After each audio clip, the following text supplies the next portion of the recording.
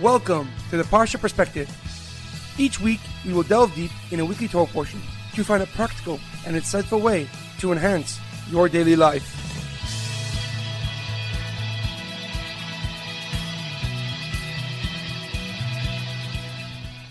Thank you for tuning in. My name is Rabbi Shalom Yamini, and each week we will look into the weekly Torah portion to find practical and insightful ways to enhance your daily life. This week's Parsha Perspective is in honor of our homeland, Eretz Yisroel. May HaKadosh Baruch Hu, may God protect our brave soldiers, and may God return all the hostages from Gaza immediately.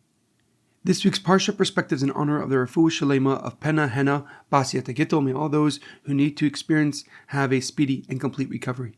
This week's Parsha Perspective is in loving memory of Hinda Bas Udl, Edward Ben Efraim, Shlomo Ben Edward, and Yirachmiel Daniel Ben Gedalia. May their souls be uplifted and may their memories be a blessing.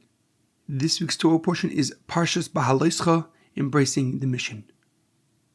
Our Parsha begins with HaKadosh Baruch Hu, with God telling Moshe Rabbeinu that his brother Aaron HaKohen has a specific and unique job to light the Menorah daily in the Mishkan and future in the Beis Hamikdash. God then gave Moshe the instructions on how to purify the tribe of Levi before working in the Mishkan. They had to remove all their hair off their body, be sprinkled with the ashes of the parah aduma with the red heifer, and bring 2 special sacrifices to purify themselves as they begin to work around and in service of the Tabernacle of the Mishkan. As they were traveling, the Jewish people began to complain to Moshe Rabbeinu. They were unhappy because they only ate man, the special bread from heaven, and they wanted meat instead. They longed for the foods they had in Egypt, like fish, cucumbers, melon, leeks, onions, and garlic. Moshe became angry and spoke to God, asking him why he had to bear the burden of leading a people alone. In response, God sent quail birds from the ocean to provide meat to the Jewish people. However, all those who complained and were gluttonous were punished by God and died because of the lack of faith in God. However, a question comes to mind. Following the command to light the menorah, Moshe Rabbeinu was told to purify the Leviim for service in the Mishkan. As mentioned above, they brought karbanos, they brought sacrifices, they removed their hair, and were sprinkled with the ashes of the parah aduma with the red heifer. The pasuk states, "Kach es haLevim mitoich bnei Yisroel v'tihartem osam." Take the Leviim from amongst the Jewish people and purify them. But why does God say to Moshe Rabbeinu, "Kach es haLevim," take the Leviim, rather than state just to purify them for the service in the Mishkan? Why is there a requirement from Moshe Rabbeinu to take them to begin their purification process and to separate them from the rest of the Jewish people? The Ibn Ezra, Rav Avram ben Meir Ibn Ezra, gives a simple explanation. He answers that the Leviim, that the tribe of Levi, had to separate themselves to begin their purification process because they were mixed in with the other tribes. Until their purification, they mingled with the rest of the nation, who were not so careful with their level of purity. Hence, they needed to separate themselves from the rest of the nation to achieve and maintain their level of purity so they may serve in the Mishkan and around in those levels of holiness.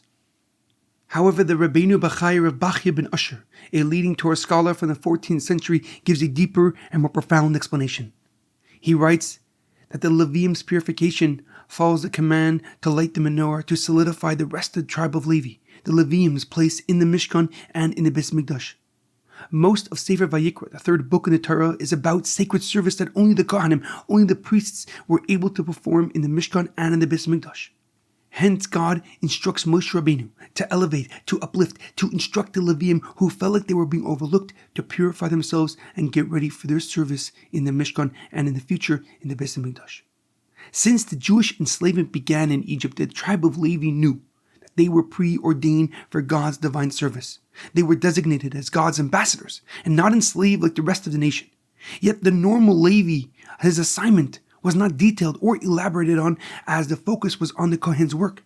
The Rabbeinu Bachai explains that God wanted all to see the distinction between the Leviim and the rest of the nation as they went to fulfill their sacred and holy work.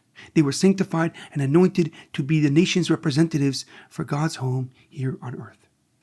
The Rabbeinu Bachai's explanation is relevant today as Jews around the world recognize that they are preordained for God's service. As much as we integrate and we merge ourselves into societal norms that dictate the rest of the world, we will always be singled out and identified. Many are finding that previous allies are now our enemies as they reveal their true feelings about our nation's existence. Despite its solitude, being chosen by God for a higher purpose, gives unparalleled sense of meaning and determination as we take part in this journey called life. In our daily life, it is imperative that we understand that each of us has a unique purpose, each of us has a unique mission. The potential we possess and the opportunities that are available to us are vast. And by recognizing each of our individual roles, we continue to fulfill God's plan for the Jewish nation as He seeks to make His permanent home in our world. There's a powerful quote by Rabbi Lord Jonathan Sachs of blessed memory. For each of us, God has a task. Discerning that task, hearing God's call, is what gives life meaning and purpose. Have a great weekend and good Shabbos.